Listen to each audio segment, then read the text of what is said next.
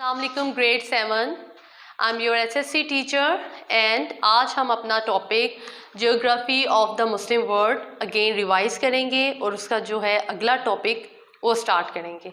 लेकिन उससे पहले मेरी आप सबसे रिक्वेस्ट है कि हमारे यूट्यूब के चैनल को सब्सक्राइब करें और बेल आइकॉन को प्रेस करें ताकि आपको एसएसटी सोशल स्टडी से रिलेटेड बाकी वीडियोस भी मिलती रहें। अब हम रिवाइज करते हैं अपने टॉपिक को, geography of the Muslim world. हमने सबसे पहले geography of the Muslim world में मुस्लिम रिलीजन के बारे में पढ़ा था कि नंबर 1 यानी पहले नंबर पे कौन सा मज़हब है। तो उसका आंसर था कि Christianity is in the number 1 and दूसरे नंबर पर इस्लाम है। देन उसके बाद हमने फ़िज़िकल फ़ीचर्स के बारे में स्टडी किया था, पढ़ा था कि जो है फ़िज़िकल फ़ीचर्स क्या होते हैं। तो फ़िज़िकल फ़ीचर्स वो होते हैं जो नेचुरली जो है ज़मीन पर मौजूद होते हैं, जिनमें पहाड़ थे, दरिया थे, वैली थी, हिल्स थे और इसके अलावा और वैलीज़ थी, ये सब। उसके बाद हमने हाई वेजिटेशन के बारे में जाना था कि हाई वेजिटेशन किन ममालिक में ज़्यादा होती है। तो वो थी अफ्रीका था, मलेशिया एंड इंडोनेशिया। बाकी जो पार्ट हैं मुस्लिम वर्ल्ड के वो डेज़र्ट यानी सहराओं पर मुश्तमिल होते हैं और सहराओं के बारे में भी हमने स्टडी किया था। अब हम अपने आज के टॉपिक की तरफ जाते हैं जो कि है डेज़र्ट एरियाज़, यानी सहराओं में उनकी स्पेशलिटी क्या होती है, वहाँ पे क्या चीज़ें जो हैं ज़्यादा मिकदार में मौजूद होती हैं। तो उसमें है द टफ़ प्लांट्स। जो टफ़ प्लांट्स होते हैं, रफ़ प्लांट्स होते हैं लाइक कैक्टस। डेज़र्ट में जो रफ़ प्लांट्स होते हैं वो बड़ी तादाद में मौजूद होते हैं और ये जो प्लांट्स होते हैं ये basically source of food, herds, sheep and goats kept by nomadic और सेमी नोमैडिक पीपल। अब यहाँ पे क्वेश्चन है कि नोमैडिक पीपल्स ये क्या है। तो नोमैडिक कहते हैं खाना बदोश।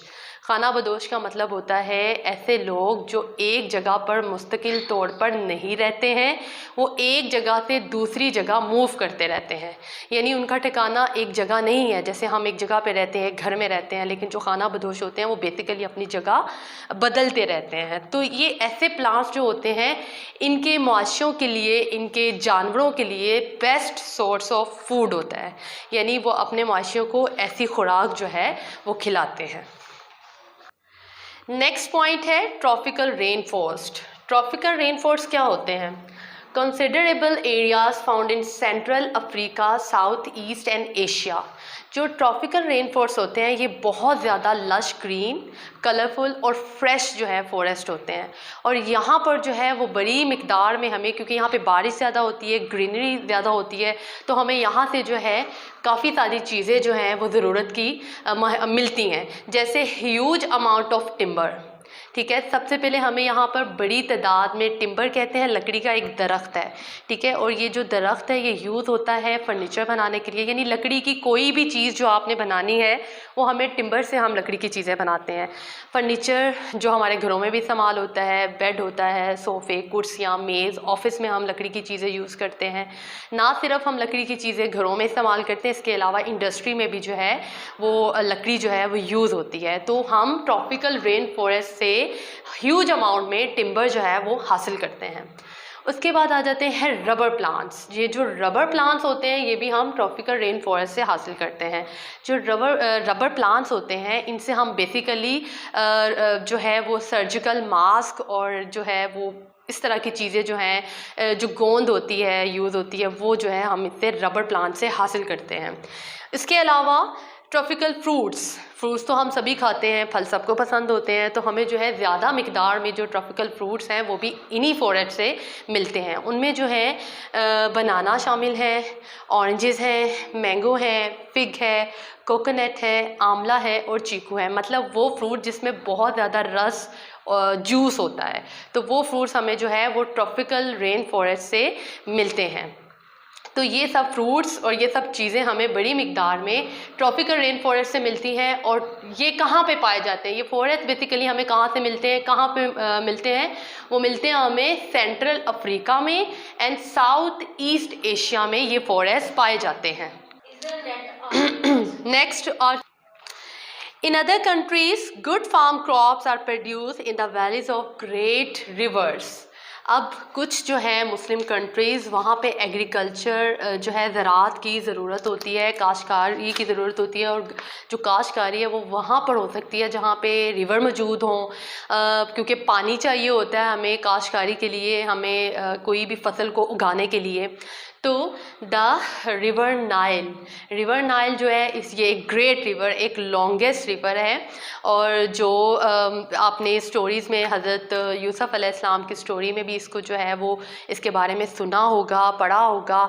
तो ये वो रिवर है जो मिस्र में मौजूद था, और ये रिवर जो है ये लॉन्गेस्ट रिवर है, ठीक है, of the Muslim world. Then Tigris है, यूफ्रेट्स है और इंडस है। बेसिकली इन रिवर्स को बताने का मकसद ये है कि इनके जो आसपास का एरिया होता है वो बहुत ज़्यादा ज़रख़ेज़ होता है, उनकी मिट्टी नरम होती है, और वहाँ पर हम जो है वो आसानी से काश्तकारी कर सकते हैं। वो हमारी फसलों के लिए बहुत फ़ायदेमंद होती हैं, हम आसानी से फसल उगा सकते हैं और अच्छी मिक़दार में जो है वो ज़ख़ीरा इकट्ठा कर सकते हैं। क्योंकि जहाँ पर जो है खेत और जहाँ पे दरिया नहीं होंगे, वहाँ का एरिया जो है वो इतना बेनिफिट नहीं होता काश्तकारी के लिए और फसलें उगाने के लिए। तो जहाँ पे दरिया ज़्यादा होते हैं वहाँ पे हमें अच्छी मिक़दार में जो है हम काश्तकारी कर सकते हैं, अनाज उगा सकते हैं, और मतलब उससे अच्छा फ़ायदा हासिल कर सकते हैं।